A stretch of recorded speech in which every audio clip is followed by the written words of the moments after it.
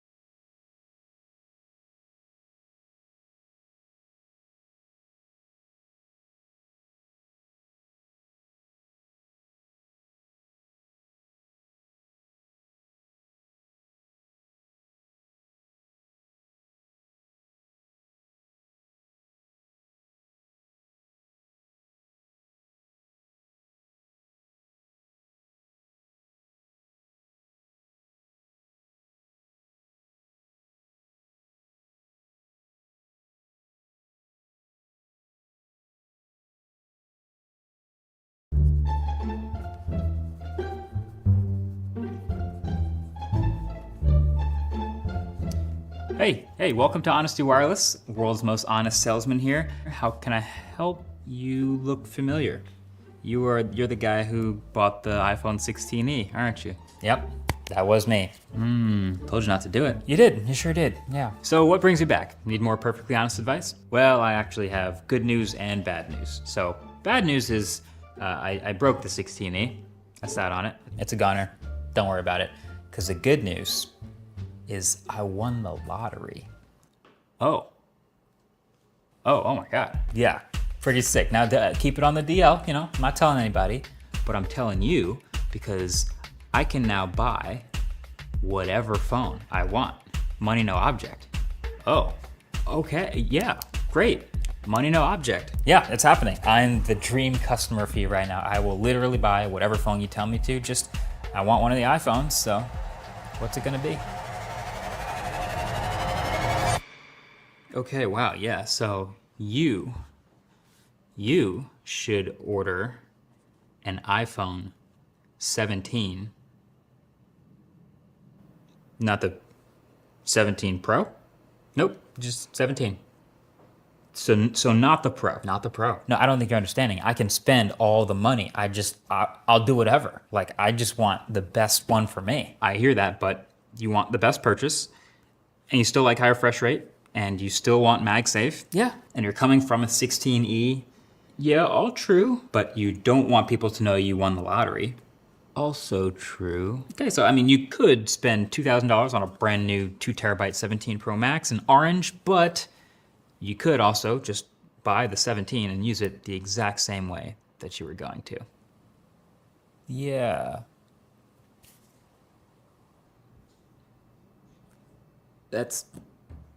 Yeah, fair enough, yeah. Checkout's right over here. I dare you to let me build you a completely free e-commerce store preloaded with 20 handpicked products that are trending all over the world. Basically, There's this funny thing that happens when the cheapest phone in a lineup of phones is a really good deal. It makes all of the more expensive versions feel like worse deals. because they are. And this is the best base iPhone since they added the Pro to the lineup, and I don't think it's particularly close. Now, any smart company selling both a premium phone and a cheaper phone will do everything in their power to keep them as not overlapping as possible, which means there's always been one or two major features that the Pro has that it feels like the non-Pros would never get. But this year, they just went ahead and added all the stuff we thought they should. And they didn't half-ass that stuff either. So first and foremost, they finally gave it a top-tier display. It's brighter, up to 3000 nits, it looks great outdoors, and most importantly, it finally has a variable refresh rate, up to 120 Hz, which I love, and down to 1 Hz minimum for efficiency. So not only can we finally say goodbye to the $800 60 Hz iPhone, but it also now enables things like the always-on display, if you're into that. And it's also added PWM dimming. It may be buried in the accessibility settings, but that's a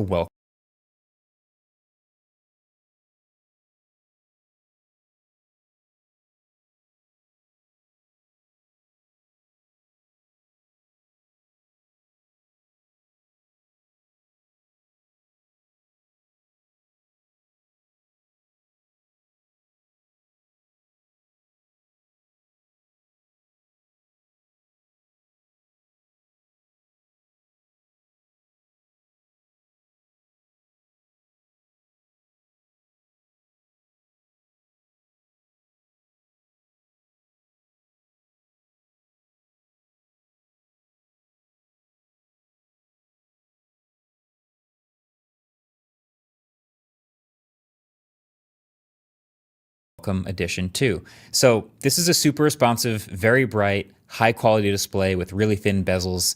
Dare I say, a flagship quality display, finally. The screen is also protected by the new ceramic shield too, but then buried in this display, up in this little cutout that hasn't changed in size, is something genuinely new and interesting to the point where I think basically everyone else should copy it. It's the new selfie camera. Apple is calling it Center Stage, which I guess makes sense, but also the rest of their center stage cameras kind of suck, so I kind of wish they didn't use that. But either way, essentially, Apple's using a huge new 24 megapixel square selfie camera.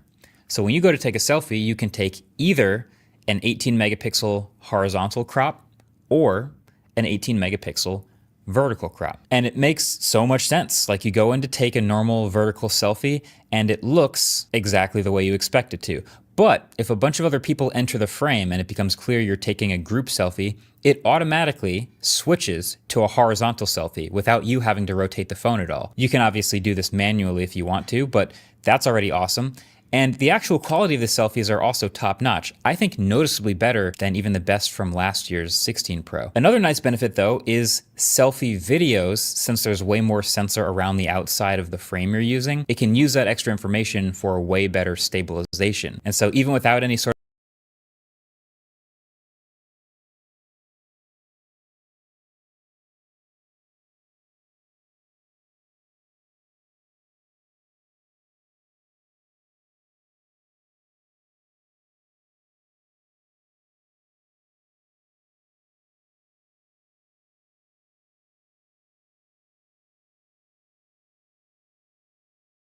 of action mode or special settings being turned on, the walk and talk videos I took from the selfie camera also look much smoother, thanks to the EIS having all that extra information to play with. So this new selfie camera is across all the new iPhones in the lineup, the base, the Air, and the Pros. I think it's kind of genius, and I think everyone should copy it. And I think they probably will. So, better display, better selfie camera, and then to round out the trio of obvious improvements that everyone will like on a new phone, better battery. And again, actually, every new iPhone this year has a physically larger battery than the previous year. The base iPhone didn't get as much of a capacity jump as the Pro phones did, but it did also just get that more efficient variable refresh rate display instead of being locked at 60 Hertz all the time. So yeah, you can save battery by dropping down to 1 Hertz for always on display and for not scrolling, just looking at photos and things like that. So it is actually getting a meaningfully longer battery life than the last gen. Nothing drastic, but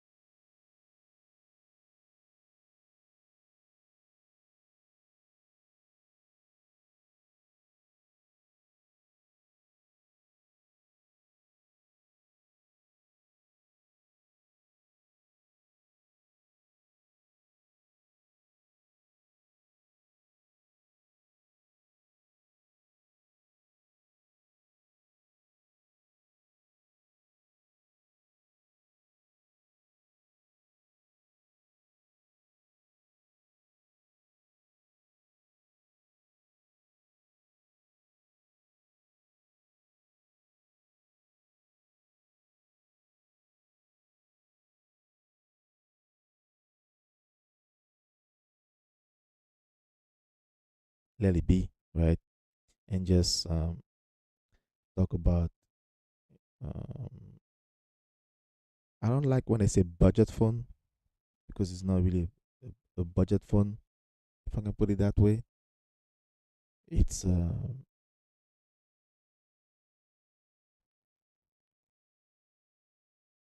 it's iPhone, right? It's still an iPhone. It's still an iPhone with all the features and everything, right? So call it a budget phone is not really the way I'll categorize that, right? It's just an iPhone. It's a regular iPhone. So it is what it is. But I like it. I love having 5 hours of screen on time, and it charges noticeably faster too. And the whole thing, it's all powered by the new A19 chip, which isn't the Pro, but it's still literally one of the most powerful single core chips on the planet right now, and has a ton of headroom for the future. But then the icing on the cake is that they doubled the base storage from 128 to 256 gigs. Which that's where all the price comparisons start coming in, because if you were going to upgrade storage tiers anyway, that makes every model of the phone feel like $100 cheaper. So dare I say, the new iPhone 17 is just a straight up good deal now. No asterisks, no ifs, ands, or buts, just this phone is actually a good deal. Like, hear me out, the Pixel is usually considered a pretty good value, right? This year, the Pixel 10 base, 256 gigs, is $900. So that means this base iPhone has a better screen, a better main camera, a better selfie camera, a better battery life, and a way more powerful chip with more headroom and just one less telephone. Let's pause on that. The the picture, I mean, the screen is better. The camera is better. The storage is better. The selfie camera is better. Now you're center stage, so you can take selfie without having to switch the phone horizontally. You can just take the selfie and then it will spread out to catch whoever is with you on the picture. So it's a great value. It's a great value. I personally like the Air, so my next phone will be the Air. But if the Air wasn't there, I would get that second Pro because I don't need ProRes. I mean, I take regular pictures, regular videos, my kids, things around, when we go out and things like that. So I don't need all that. What I need is just right there. Thank you, Apple. Photo camera for $100 less than the equivalent Pixel. That's kind of crazy. It's now this like rock solid default phone for most people. So it's great, but it's not perfect. No phone's perfect. It just definitely feels a lot more like the complaints that I have about this phone are more minor, where previous generations there were major missing features. So like the new selfie camera, I really want to be able to record the whole square sensor if I want to. But you can't, at least with the stock camera app. I think it may be possible with some third-party apps in the future, but you would think if Apple's working on a foldable, which will most likely have a large squarish display on the inside, maybe it wouldn't be insane to let people shoot big square selfies. Something to think about. Or there's also this I'm not too sure about that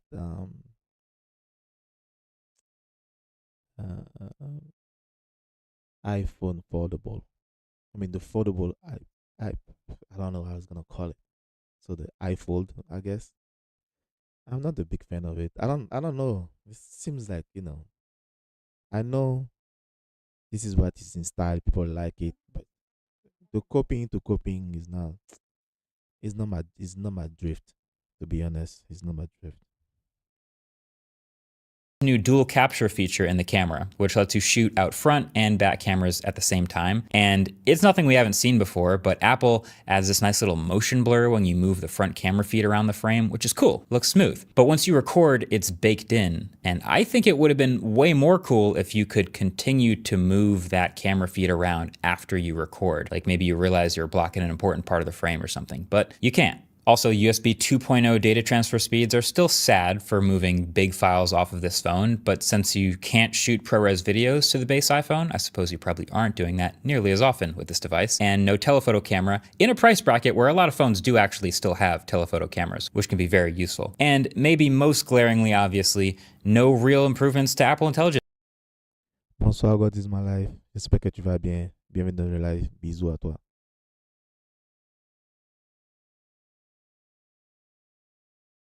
Still in the last couple months for any of the iPhones. But that's really about it. And a few of those things can be updated with software updates eventually if they want to get to that stuff. But yeah, most of my complaints with the iPhone 17 are minor. The design obviously really didn't change at all since the 16, which means it's still matte all the way around the back and the sides, which I like. It's still IP68 water and dust resistant. It also still rocks a bit on a table because of the corner cameras. And it still has the camera control button, which Apple is suspiciously quiet about in all of their keynotes and presentations and videos involving the camera. It's giving me 3D touch vibes. Like, I actually wouldn't be totally shocked if it just quietly disappeared in 2 years. I kind of hope it doesn't, but yeah. There are also new colors, and it's one of the nicest lineups as far as colors we've seen in a bit. But anyway, the effect that I talked about earlier in the video is even more true now than ever before, which is when the base phones in a lineup of phones is really good, when it's a really good deal, it makes the pros, the more expensive ones, harder to justify. And that's a problem other smartphones have had to deal with in the past, and that's never been more true about the iPhones. This 17 is really good. Why would you spend $300 extra for a Pro? What are you getting out of that?